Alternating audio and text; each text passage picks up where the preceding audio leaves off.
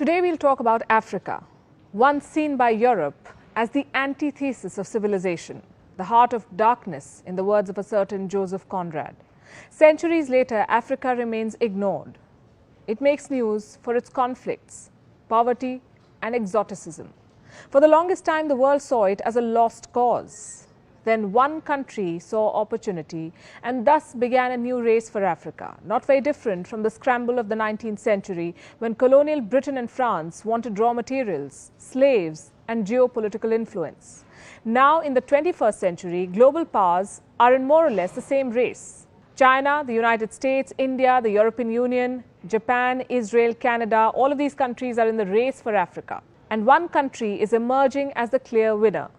Hello and welcome to Gravitas Plus. I'm Palki Sharma Upadhyay, and this is Africa, a continent of 54 sovereign states, 17% of the world's population, 9.6% of the global oil output, 90% of the world's platinum supply, 90% of the world's cobalt supply, half of the world's gold supply, two-thirds of the world's manganese, 35% of the world's uranium, 75% of the world's coltan, and 54 votes in the United Nations General Assembly. This is what makes Africa so attractive and makes the continent a battleground for global powers. There are numerous fronts: investment and infrastructure, military power, diplomacy, soft power, trade, geopolitics. Every country has its own interest in Africa. In 2016, Israel began its scramble for the continent. Benjamin Netanyahu became the first Israeli Prime Minister to visit Africa in 50 years. What did he want? Votes in favor of Israel and against Palestine in the United Nations resolutions. Africa and Israel share similar histories, he said. Israel went on to sponsor solar, water and agricultural technologies. In the same year, 2016, Senegal co-sponsored a UN resolution. It condemned the construction of illegal Jewish settlements in the West Bank. What did Israel do?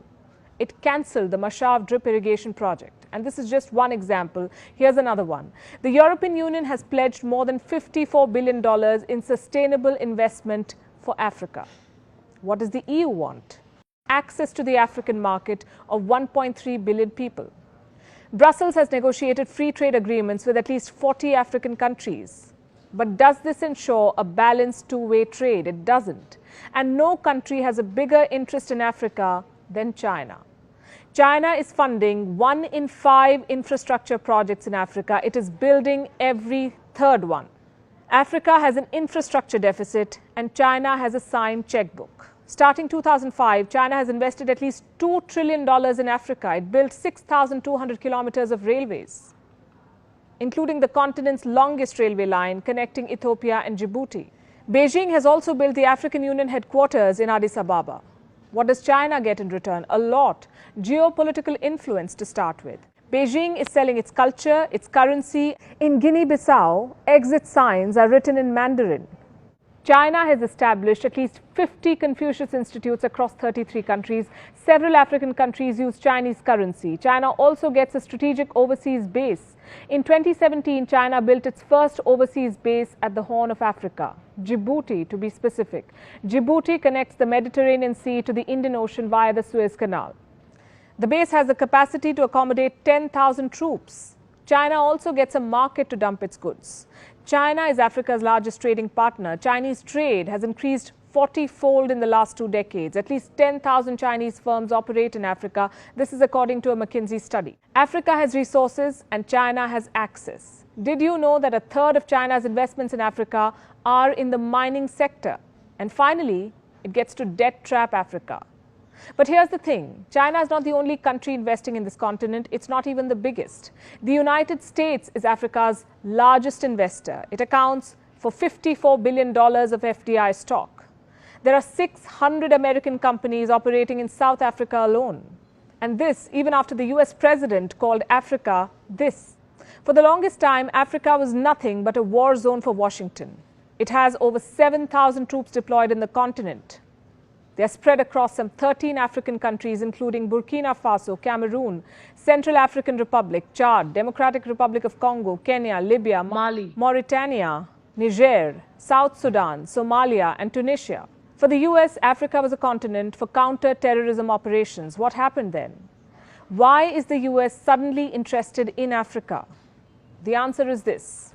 For the US, Africa is now a new front to take on China, and Washington is now fighting it out for power and influence. An article on the US State Department website reads, and I quote, "Africa is the continent of the future. Thus, we need to make the most of its potential. By 2050, its population will more than double to 2.2 billion people, with over 60% under the age of 25.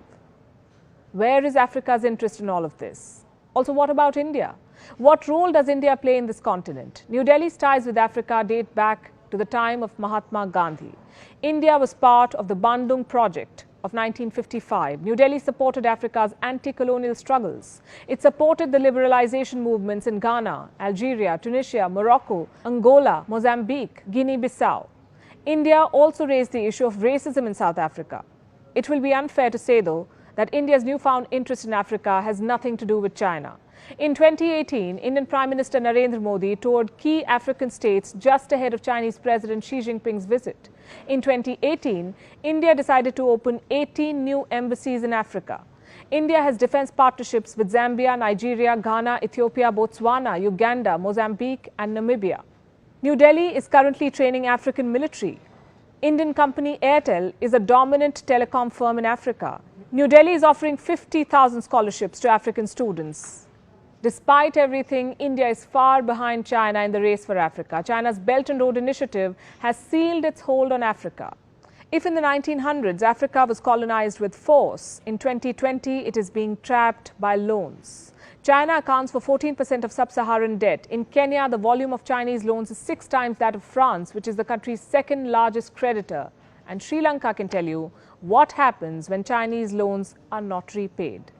China is looking to capture Africa. It has a strong diaspora, it is spending big money, it is selling its movies, culture and currency. China extracts raw materials, it manufactures products with them and sells them back to this continent. Does this remind you of something? What did the British do in India? In the 19th century, the rivalry between Britain and France fueled Africa's colonization. In the 21st century, the trade war between the United States and China is hastening the same. Just like the 19th century, there are numerous countries in the scramble for Africa, and just like the 19th century, there is nothing in it for Africa. Gravitas Plus, co-presented by Skoda. Simply clever.